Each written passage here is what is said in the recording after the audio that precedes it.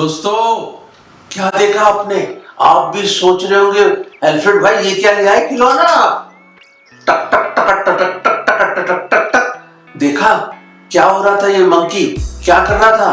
चाबी लगाई, ये देखिए चाबी लगाई हमने, ये चाबी लगाई और ये चलने लगा।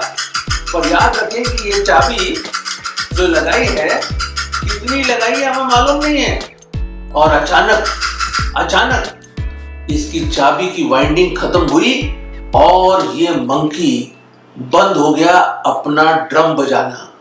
दोस्तों बिल्कुल ऐसे ही, गौर फरमाइए प्लीज, इधर उधर से अटेंशन आप ना डाइवर्ट करें, गौर से सुनिए मेरे अजीजों। यही होता है जिंदगी में, एक दिन अचानक वो ड्रम बजाना बंद हो जाएगा, हाथ पांव बंद हो जाएंगे, ये सांसें थम जाएंगी और जीवन खत्म हो जाएगा। कितनी चाबी लगी है? ये चाबी परमेश्वर ने लगाई है। पर प्रॉब्लम ये है कि बाइबल में ये तो लिखा है कि 70 साल, 60 या 70 साल, और अगर ताकत हो तो 4 मतलब 80 साल परमेश्वर ने नियुक्त किए हैं इंसान के लिए, मनुष्यों के लिए।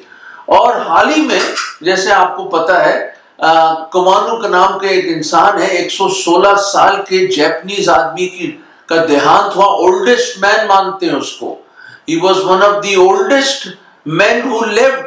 सबसे बुजुर्ग इंसान, सबसे लंबी उम्र का इंसान 116 साल के बाद क्या हुआ?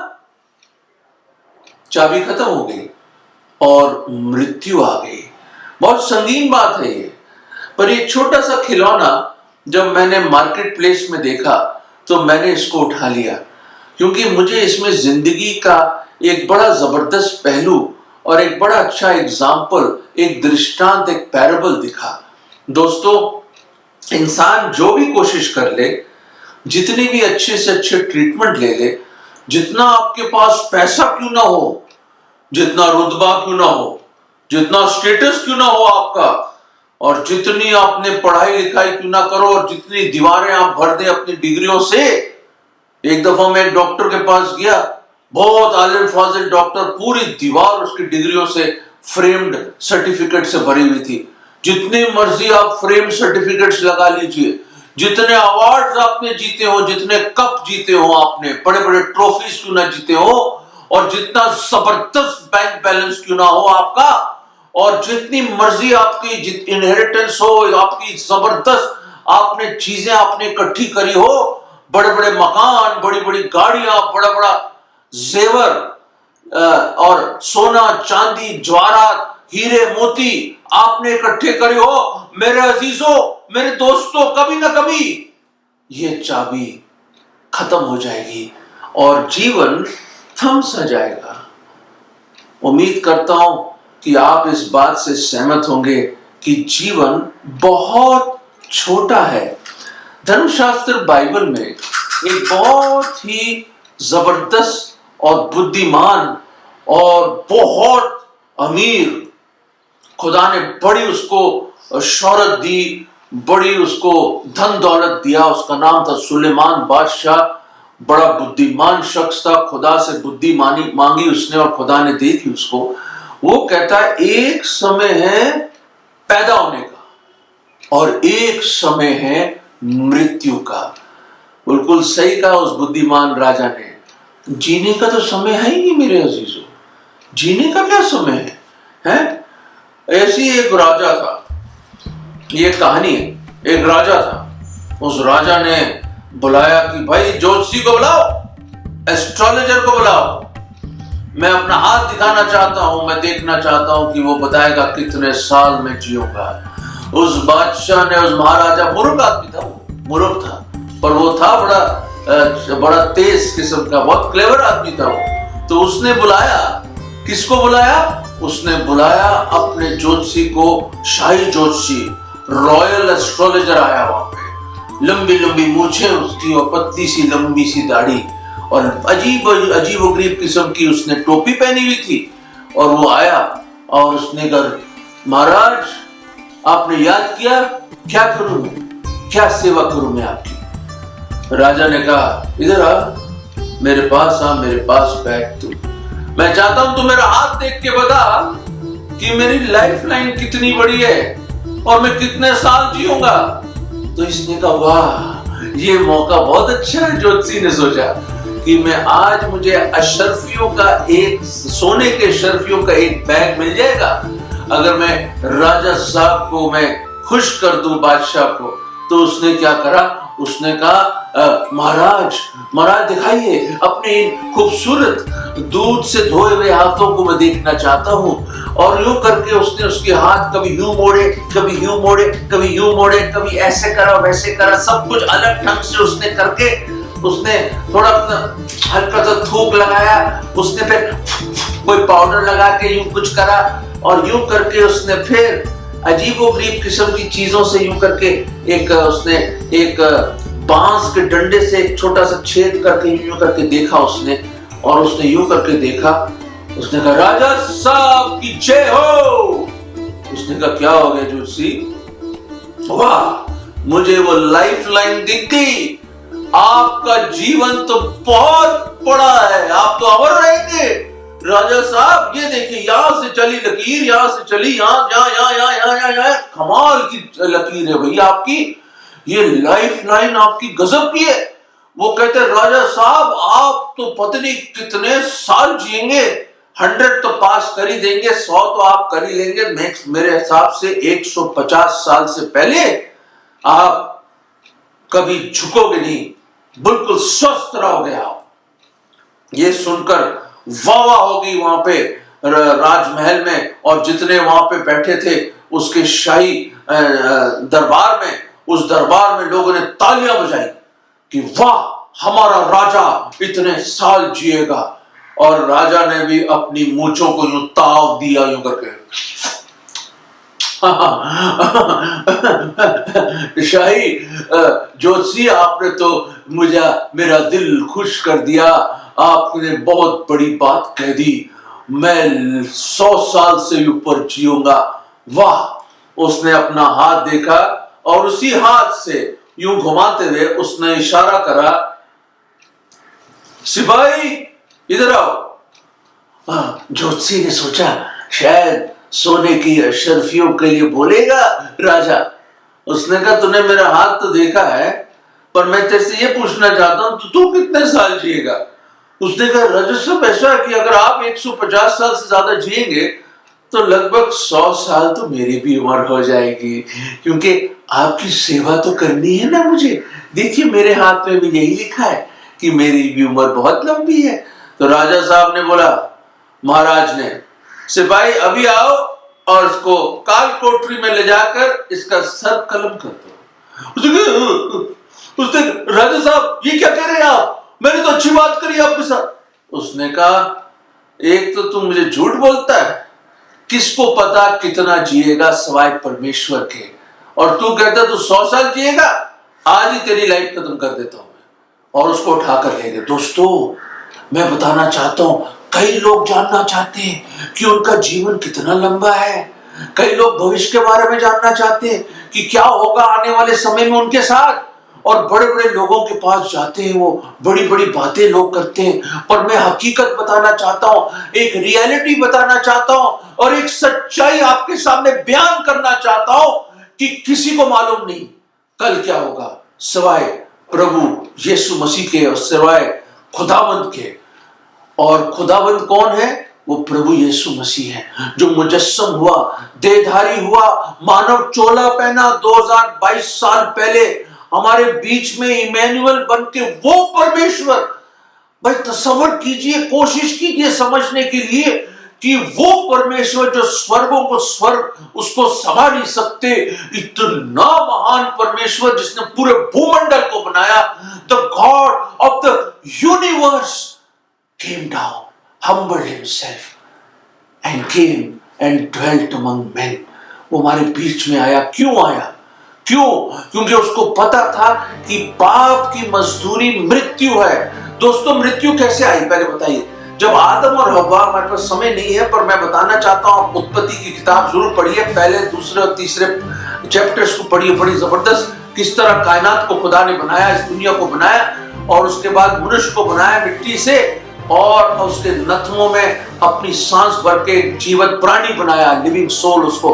उसके बाद उसकी एक पसली लेकर हव्वा को बनाया, एक स्त्री को बनाया और उसको दे दिया और परमेश्वर ने सब कुछ अच्छा बनाया। पर क्या हुआ, शैतान आया, हव्वा को वर्गलाया, टेम्प्ट किया और वैसे ही उसने वो फल खा लिया जिसको नहीं परमेश्वर ने आज्ञा दी थी कि सब कुछ करना पर वो फल मत खाना, और वही उन्होंने किया। पर और the briefest definition of sin is disobedience, और सबसे ये जो ना आज्ञाकारी होना ही पाप है, और पाप के सबब से because of sin, disobedience, because of sin, death entered,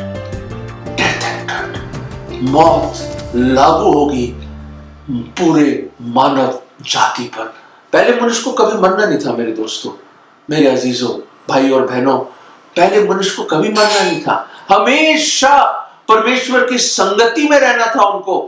पाप का दीवार आके, पाप की खाई बीच में आ गई जब वो पहले मनुष्य ने वो गलत काम कर दिया, और दोस्तों जुदाई आ गई। डेथ का मतलब सेपरेशन है, जब अमर आत्मा और शरीर जुदा हो जाते तो इंसान मर जाता है। आत्मिक रूप से भी इंसान मर गया उस दिन, और हम मरे हुए हैं आत्मिक रूप से दोस्तों, क्योंकि परमेश्वर के कलाम में लिखा है हर एक ने पाप किया, हर एक उसकी महिमा से गिरा हुआ इंसान है, कोई नेक नहीं, कोई धर्मी नहीं है। अगर कोई बोले कि मैंने कभी पाप नहीं किया, बाइबल बताती है, परमेश्वर का जीवित कलाम बताता है कि वो परमेश्वर को झूठा ठहराते हैं, और परमेश्वर सत्य है। परमेश्वर तो एब्सोल्युटली इम्पेकेबली होली है। परमेश्वर, God can never lie like man, परमेश्वर के कलाम में लिखा है परमेश्वर कभी झूठ नहीं बोल सकता इंसान की तरह, वो सत्य है।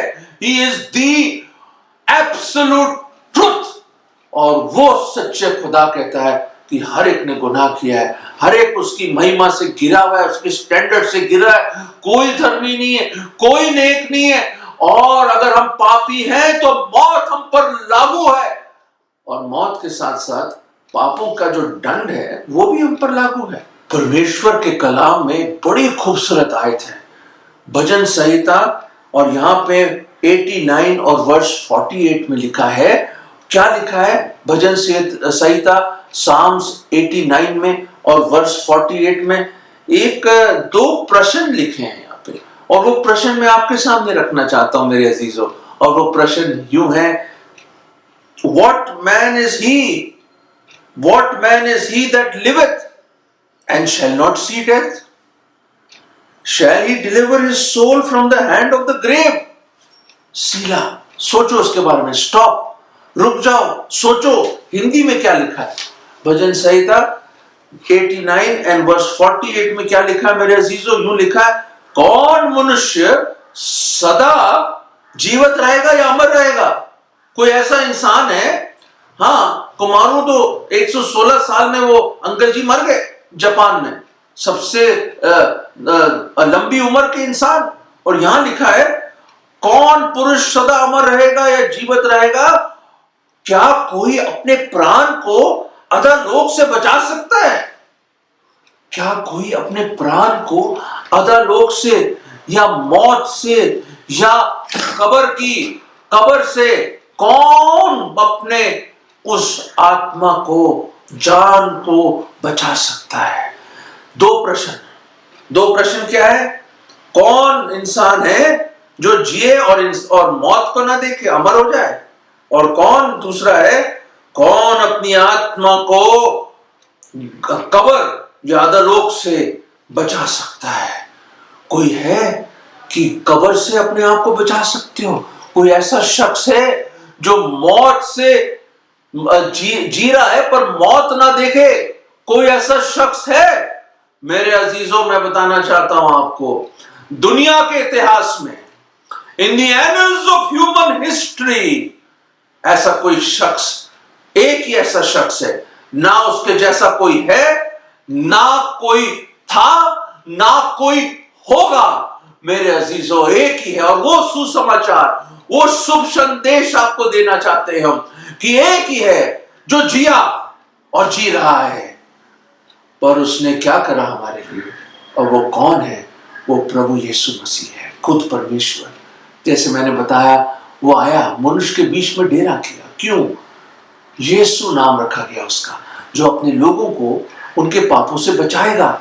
उद्धारकर्ता बन के आया, सेवियर ऑफ द वर्ल्ड बन के आया, इस जगत का उद्धारकर्ता बन के आया, उद्धार देने वाला, मुक्ति देने वाला। किन चीजों से?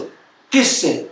गुनाह से, और उस पाप की गुलामी से, और उस शैतान की चुंगल से, उसकी गिरफ्त से हमें आजाद करने के लिए खुदावंद परमेश्वर देधारी हुआ, क्योंकि वही बिना पाप के हैं।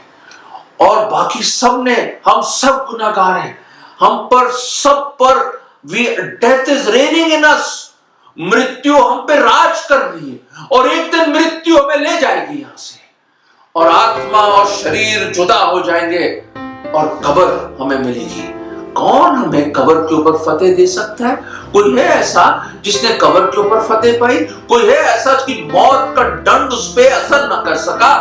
दोस्तों, एक ही है, क्योंकि वो पाक पवित्र परमेश्वर हमारे लिए इस दुनिया में आया, और प्रभु यीशु मसीह ने हम गुनहगारों का जो सजा है, वो जो पाप का बोझ अपने ऊपर ले लिया, पूरी दुनिया का, the sins of the whole world were laid upon him।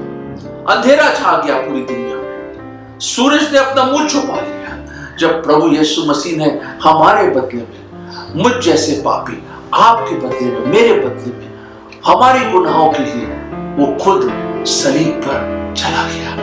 उसके हाथों और पैरों में कीलें ठोकी गई, उसके सर पे कांटों का ताज डाला गया, उसके पीठ को लहूलुहान कर दिया, 39 कोड़े मार मार के छली कर दिया, उसके दाढ़ी के बाल नोच दिए, उसके चेहरे को ऐसा बिगाड़ दिया कि इंसान का चेहरा था, कोई पहचान नहीं सकता था उसको। वो ही became the man of sorrows। हमारे दुखों को उसने अपने ऊपर ले लिया, हमारे गमों को अपने ऊपर ले लिया, हमारे गुनाहों को अपने ऊपर ले लिया, और वो जो 10,000 में हसीन, वो जो ऑल टुगेदर लवली हुआ, वो हमारा, उसका चेहरा बिगड़ा गया, हमारे पापों की वजह से वो बिगड़ा गया। उसने वो दुख, वो पीड़ा, वो सजा हमारे गुनाहों की अपने ऊपर ली, और वो हमारे लिए कुर्बान हो गया। याद रखें, पर तीसरे दिन उसको दफनाने के बाद, तीसरे दिन प्रभु यीशु मसीह जिंदा हुआ। वो जीवत है, वो जिंदा परमेश्वर है, जिंदा उद्धार करता है। वो कोई मरा हुआ शख्स नहीं है जिसके कब्रों में जाके लोग अभी भी जाके कोई चढ़ावे देते हैं, कोई मिलते हैं जाके। वो नहीं, वो कब्र में नहीं है, आज भी खाली है। वो जीवत है, वो जिंदा है, और जिंदा ही स्वर्ग में गया, और कई लोगों के सामने दोस्तों वो आया, और हमारे लिए उसने बहुत बड़ी कीमत चुकाई, अपनी जान दे दी, पर कब्र उसको रोक ना पाई, मौत की फतेह उस पर रही नहीं। और क्या हुआ? यहाँ पे जैसे प्रश्न है, कौन इंसान है जो जिए, जो कभी मौत ना देखे? कोई नहीं दोस्तों, सबको एक दिन मौत देखनी है, कभी ना कभी मृत्यु आएगी। जैसे मैंने वो मंकी दिखाया आपको, कभी ना कभी वो बजाना बंद हो जाएगा, जीवन की दिल की धड़के थक थक थक थक थक एक दिन थम जाएंगी। आपका समय इस दुनिया में खत्म हो जाएगा, जीवन के सफर पे वो स्टेशन आ जाएगा, मौत का स्टेशन एक दिन। दोस्तों, जीवन बहुत छोटा है, जैसे सुलेमान बादशाह ने बताया, बहुत छोटा है हमारा जीवन, बहुत छोटा। जैसे चिमनी का धुआं थोड़ी देर दिखता है, फिर खत्म।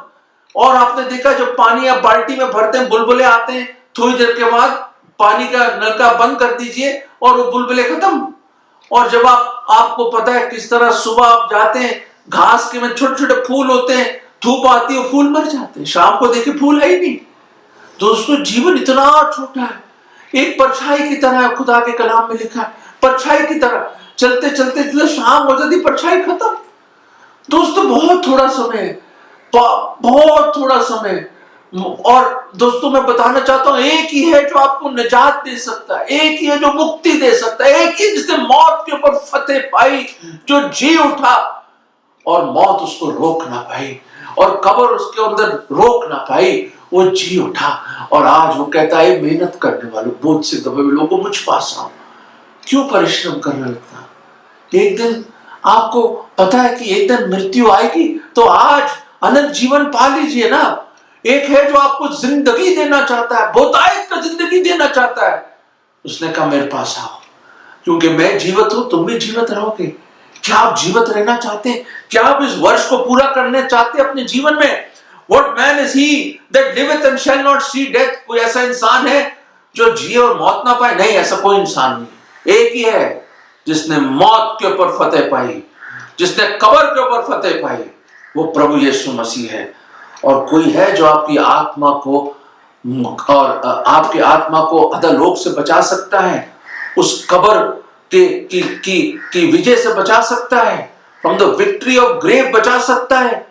दोस्तों एक ही है, वो एक ही शख्स है, वो एक ही है, हमारा मुबारक प्रभु यीशु मसीह, our blessed Lord Jesus Christ. वो ही आपको बचा सकता है अनंत काल की मृत्यु, जिसको नरक कहते हैं, जब अमर आत्मा हमेशा हमेशा के लिए एक आग की झील में फेंकी जाएगी। तो याद रखे, पापी लोग स्वर्ग में नहीं जा सकते। अगर आपके पाप क्षमा हो जाए आज इसी वक्त, तो आप भी उसके मुबारक चेहरे को देखेंगे और हमेशा की जिंदगी पाएंगे। दोस्तों, अगर आप चाहते हैं कि आप भी मौत से निकलकर जिंदगी में आ जाएं, अंधेरे से रोशनी में आ जाएं और परमेश्वर के परिवार में शामिल हो जाएं, उसके राज्य में शामिल हो जाएं, तो ये छोटी सी दुआ आप भी कर सकते हैं। इससे पहले कि दिल की धड़कन बंद हो जाए, तो हमारी इल्तिजा है, हमारी रिक्वेस्ट है कि आप भी पापों से क्षमा मांगकर उस परमेश्वर को जिसने मौत के ऊपर गालिब हुआ और मौत के ऊपर फतेह पाई,